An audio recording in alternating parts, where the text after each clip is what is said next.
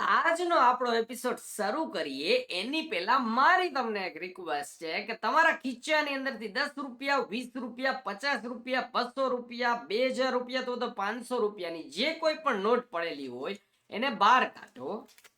આ નોટની અંદર ગાંધી બાપુ જે દોરેલા છે ને એમની બાજુમાં નાના નાના અક્ષરે બે વસ્તુ લખેલી છે. ચાલો આપણે વાંચીએ. हिंदी अंदर लखेलू है, मैं धारक को 500 रुपए अदा करने का वचन देता हूं. ओके. इंग्लिश अंदर लखेलू है, I promise to pay the bearer the sum of 500 rupees. त्रण प्रश्न. कोण वचन आपी रह्यु छे, कोने वचन आपी रह्यु छे अने सेनु वचन आपी रह्यु छे. આ 500 ની નોટ માત્ર એક કાગળિયો છે. જો હું આવું તમને કહું તો ladies and gentleman, welcome to the third episode of our series cold the money game, એટલે કે પૈસાની રમત. જે રમે બધા છે પણ 90% લોકો એની અંદર હારે છે. અને આજના એપિસોડની અંદર આપણે જોશું કે આ 500 ની નોટ સુધી આપણે પહોંચ્યા કઈ રીતે. અલગ અલગ ઇકોનોમી, એમાં પણ પહેલી ઇકોનોમી, બીજી, ત્રીજી અને મારી ફેવરિટ ગોલ્ડ ઇકોનોમી, અને ત્યાંથી ફ્રી ફ્લોટ ક્રિપ્ટો માર્કેટ, આ બધું આપણે કવર કરીશું. હું છું CS Sarthak Purohit. Welcome to conclusion matters Gujarati. અને તમારા બધાનો સમય વેસ્ટ કર્યા વગર ચાલો આજે આપણે શરૂ કરીએ the money game episode number 3.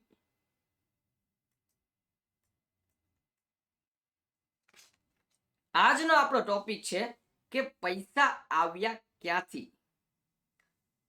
પહેલા તો સતયુગ, એટલે કે મારી મનપસંદ ઇકોનોમી, ગિફ્ટ ઇકોનોમી આને નામ આપવામાં આવેલું હતું. આની અંદર કેટલું સિમ્પલ વસ્તુ છે. રમેશભાઈ ને સુરેશભાઈ બંને બાજુમાં રહે છે. રમેશભાઈ કોઈ કામ કરતા નથી અથવા તો સુરેશભાઈ પણ કોઈ કામ કરતા નથી. રમેશભાઈ જુએ છે કે આજે સુરેશભાઈને કોઈ વસ્તુની જરૂરિયાત છે અથવા તો કોઈ વસ્તુમાં એમને મદદની જરૂરિયાત છે. કોઈ પણ સ્વાર્થ વગર રમેશભાઈ મહેશભાઈ પાસે પહોંચી જશે, એમને મદદ કરશે. આવી જ રીતે જ્યારે મહેશભાઈ જોશે કે રમેશભાઈને કોઈ પણ વસ્તુની જરૂરિયાત છે અથવા તો એના પરિવારને જરૂરિયાત છે તો એમની પાસે પહોંચી જશે અને મદદ કરશે. કોઈ પણ જાતની વસ્તુઓની આપલે નથી થતી, પણ એકબીજા ઉપર વિશ્વાસની આપલે થાય છે કે હું જ્યારે સંકટમાં મુકાઈશ ત્યારે મને મદદ કરવા માટે થઈને લોકો આવશે. આ હતી gift economy. Simple is that. બીજી તો કે ધ બાર્ટર સિસ્ટમ. આ બધાને ખબર છે કે ભાઈ મારી પાસે જે વસ્તુ છે એ હું તમને આપું અને તમારી પાસે જે વસ્તુ છે એ તમે મને આપો. આ બસ આ વસ્તુની આપલે થાય, તમારી જરૂરિયાત હું પૂરી કરું, મારી જરૂરિયાત તમે પૂરી કરો. Simple is that. આપણે એવા એક્ઝામ્પલ જોયેલા છે કે ભાઈ બકરી, આમે ફોટો ખાસ કરીને એમના માટે જ રાખેલો છે કે બકરીને 1 કિલો ઘઉં માટે થઈને આપી દેવામાં આવે કે XYZ વસ્તુઓની આપલે કરવામાં આવે, બટ ડઝન્ટ મેટર. આ વસ્તુ ક્યારે પોસિબલ છે કે જ્યારે તમે એક જ રાજ્યની અંદર રહેતા હોય અથવા તો તમારે વિદેશ અથવા તો એક રાજ્યમાંથી બીજા રાજ્યની અંદર આવક જાવક ઓછી રહેતી હોય. It's good. Third economy. આ જે ઇકોનોમી છે ને એ થોડી મારા માટે ઇન્ટરેસ્ટિંગ હતી. Spiritual money. હવે સ્પિરિચ્યુઅલ મની કઈ રીતે કામ કરતા, તો તમે વાઇકિંગ સિરીઝ જોઈ હશે અથવા તો તમે કોઈ જૂના જમાનાની સિરીઝ જોઈ હશે ને તો એની અંદર જોયું હશે કે એક વ્યક્તિ કે જે બીજા સ્ટેટની અંદર અથવા તો બીજા દેશની અંદર જાય ને તો પોતાની સાથે સિમ્બોલિક વસ્તુઓ લઈને જાય અથવા તો કોઈ મોહર લઈને જાય, જેથી કરીને સામેવાળા વ્યક્તિને બતાવે, એમને એક વાર્તા કરે કે ભાઈ જો તું આ વસ્તુ લઈને અમારા દેશની અંદર આવીશ તો આની આટલી સરસ મજાની કિંમત છે. આવી એક હતી સ્પિરિચ્યુઅલ મનીની economy. But that doesn't matter. મેં તમને શું કીધું કે પહેલી ઇકોનોમી, બીજી ઇકોનોમી, ત્રીજી ઇકોનોમી, આની આરે આપણે એટલું લેવા દેવા નથી. આપણા માટેની ઇકોનોમી છે ધ ગોલ્ડ સ્ટાન્ડર્ડ ઇકોનોમી. હવે અહીંયાથી તમારા કાન ખુલ્લા હોવા જોઈએ, ડાયરી ને બોલપેન લઈને તમે બેસી જવા જોઈએ. એક વસ્તુ તમે મને કહો, ગોલ્ડ તમારી ભૂખને સંતોષ નથી કરતું. ગોલ્ડ તમને શેલ્ટર એટલે કે તમને જગ્યા પ્રોવાઈડ નથી કરતું. ગોલ્ડ તમને જે યુદ્ધ થાય એની અંદર સામેવાળાને મારવા માટે પણ મદદ નથી કરતું, તો ગોલ્ડ આટલું ઇમ્પોર્ટન્ટ શું કામ એને છે? પહેલી વખત ગોલ્ડ એટલે કે સોનાને મહત્વ આપ્યું ઇજિપ્તના લોકોએ. ઇજિપ્તના લોકોએ એવું કીધું કે ભાઈ સોનું છે ને એ ભગવાનની ચામડી છે, એટલે કે ભાઈ ભગવાનનું એક શરીર છે અને એની એક ચામડી ખરે છે અને ચામડી જે છે ને એ ગોલ્ડ છે. શું કામ એને? કારણ કે એ કોઈ દિવસ બગડતું નથી, પછી તો કે એનું કોઈ દિવસ લુપ્ત નથી થતું, પ્લસ એને જોવાની મજા આવે છે. તમે એક વસ્તુ વિચાર કરો ને કે સોનાની શું કિંમત છે? એક પથ્થર જ છે ને, પણ લોકોની નજરથી એ કિંમતી છે એટલા માટે થઈને સોનું એ થોડું પોપ્યુલર બન્યું. અને ત્યારે તો લોકોને ખબર નથી કે ભાઈ સોનાની ખાણો છે એ બહુ ઓછી છે, છતાં લોકો સોનાને એટલું બધું કિંમતી માનવા માંડ્યા.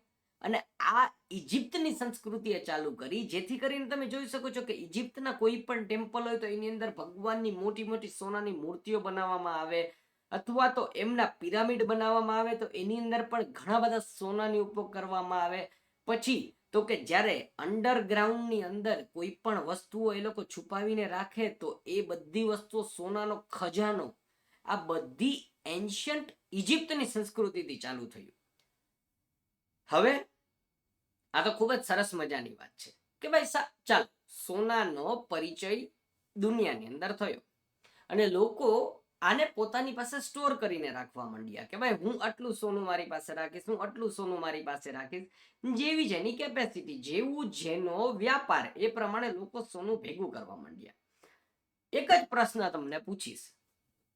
હવે માની લો કે તમે 500 કિલો ઘઉં લેવા માટે એક દેશમાંથી બીજા દેશની અંદર જાઓ, અથવા તો તમે એક જગ્યાએથી બીજી જગ્યા ઉપર જાઓ, તો તમે 500 કિલો ઘઉં લેવા માટે થઈ અને કેટલું સોનું તમારી સાથે લઈ જઈ શકો? એ જમાનાની વાત કરી રહ્યો છું કે જ્યારે સીસીટીવી પણ એક્ઝિસ્ટ નતા કરતા અને ચોરી થવાની પણ બીક હતી. તો તમે આટલું બધું સોનું કેરી કરીને જાશો સામેવાળા પાસે? It's a question. અને જ્યાં ક્વેશ્ચન હોય ને એનો એક સોલ્યુશન પણ. તમને શું લાગે છે ખાલી આજના જમાનાની અંદર જ સ્માર્ટ લોકો એક્ઝિસ્ટ કરે છે? એ જમાનાની અંદર પણ સ્માર્ટ લોકો હતા. એમણે શું કર્યું તો કે એમણે ગોલ્ડ સ્ટાન્ડર્ડ મની બનાવ્યા. અને તમને અને મને બધાને ખબર છે કે અંગ્રેજો છે ને એ સૌથી મોટા, ન બોલી શકાય પણ ચોર છે. કઈ રીતે? શું કામ? તો કે એ લોકોનો આઈડિયા જોજો તમે, એક જગ્યાએથી બીજી જગ્યા ઉપર સોનું લઈ જઈ શકવું અશક્ય હતું. અને જ્યારે તમારો વેપાર બહુ મોટો હોય ત્યારે તો વધારે પડતું અશક્ય હતું.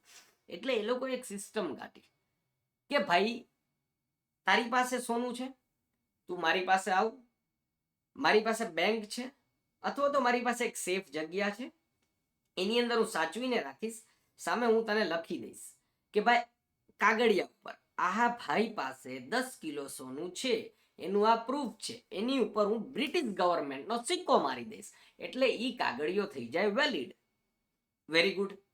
એ કાગળિયો લઈ અને તું દેશના ગમે ખૂણા ઉપર જાય અથવા તો બીજા દેશની અંદર પણ જાય, આ કાગળિયો એ સામેવાળાને ગેરંટી આપશે કે હા સાચેમાં બ્રિટિશ ગવર્મેન્ટ પાસે આ ભાઈનું આટલું સોનું પડેલું છે. Very good. અને આવું ક્યારે થયું? 1816 ની અંદર. 1816 ની અંદર પહેલી વખત સોનાની આપલે થવાની બંધ થઈ ગઈ અને પહેલી વખત આવો એક કાગળિયો બનાવવામાં આવ્યો કે આ કાગળિયો તમે બીજાને બતાવો તો કહી શકો કે ભાઈ મારી પાસે આટલું સોનું પડ્યું છે, પણ હું સોનું લઈ આવી શકું એવી મારી હાલત નથી, અથવા તો સોનું લઈ આવવું રિસ્કી છે, તો આ કાગળિયો મારો પ્રૂફ છે. હવે કોપીકેટ ઇફેક્ટ. જર્મનીએ 1873 ની અંદર, યુએસ એટલે કે અમેરિકાએ 1900 ની અંદર આ વસ્તુની શરૂઆત કરી દીધી. અને બધા લોકોએ ભેગા થઈ અને આને એક્સેપ્ટ કરી લીધું કે હા આ વાત સાચી છે, યોગ્ય વાત છે. હવે જેવી રીતે સામાન્ય માણસ પાસે સોનું હોય, જેમ કે મારી પાસે સોનું છે, તો આવી જ રીતે ગવર્મેન્ટ પાસે પણ સોનું હોવાનું છે, રાજા મહારાજા પાસે પણ સોનું હોવાનું છે, અને એ લોકોના પણ અંદર અંદર સોદા તો ચાલવાના છે ને.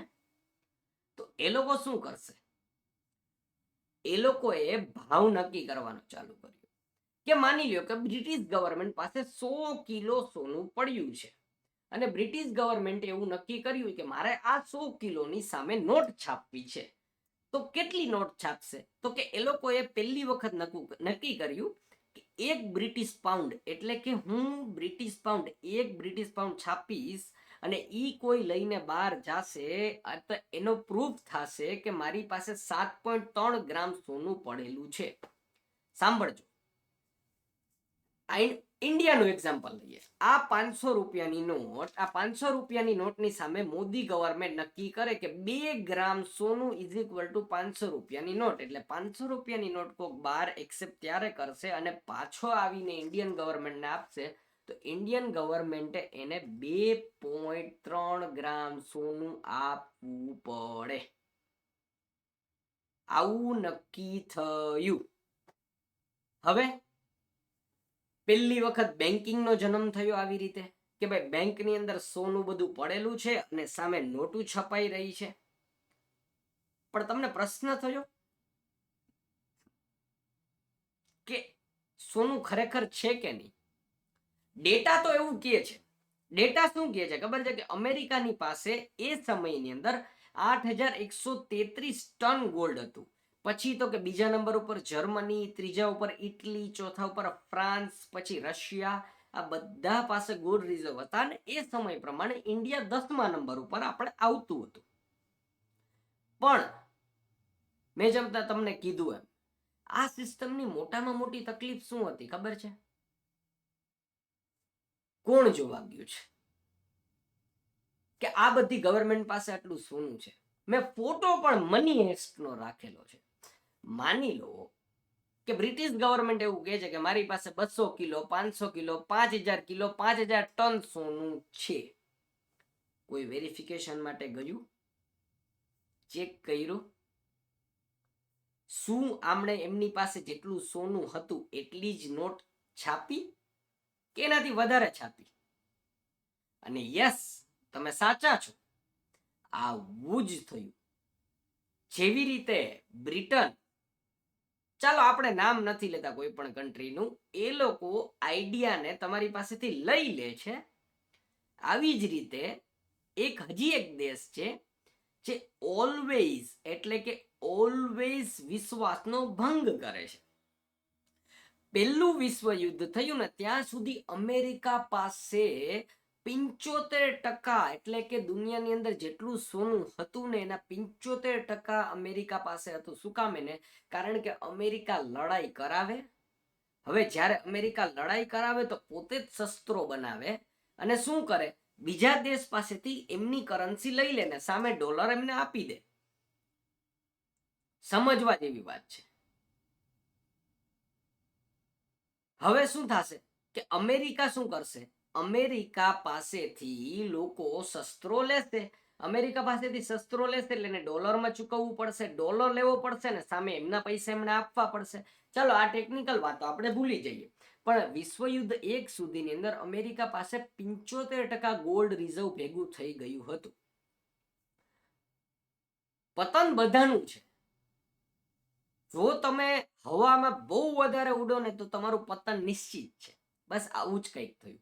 પહેલું વિશ્વયુદ્ધ પૂરું થયું ને તો બીજા વિશ્વયુદ્ધની અંદર અમેરિકા વિયેતનામ વોર છે, સ્પેસ રેસ છે અને ઘણી બધી એવી બધી સ્કીમ હતી કે એની અંદર સલવાઈ ગયું.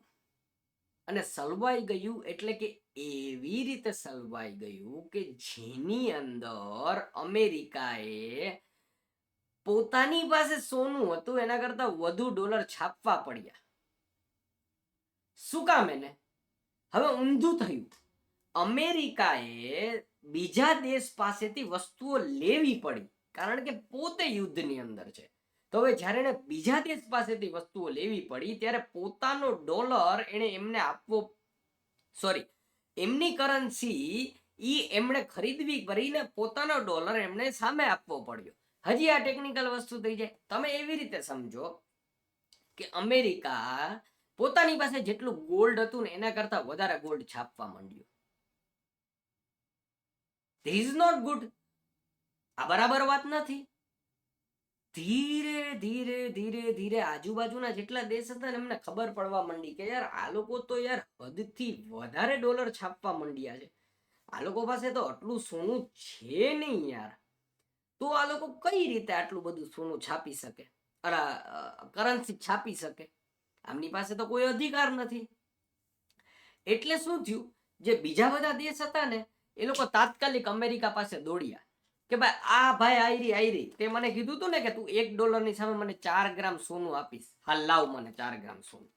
આવી રીતે તો લાખો કરોડો ડોલર લઈ લઈને લોકો પહોંચી ગયા અમેરિકા પાસે, લાવો લાવો સોનું. તમે કીધું તું ને કે આની સામે આટલું સોનું, આની સામે આટલું સોનું, આની સામે આટલું સોનું. તો જો અમેરિકા પાસે વિશ્વયુદ્ધ પહેલા 75% સોનું હતું, એ એટલું ઘટવા માંડ્યું કે અમેરિકાને બીક લાગવા માંડી કે યાર આ તો અમારી પાસે સોનાનો કોઈ રિઝર્વ જ નહીં વધે. તો શું કરવું હવે? આ સિચ્યુએશનની અંદર શું કરી શકાય? દગો, વિશ્વ હારે દગો કોણે કર્યો?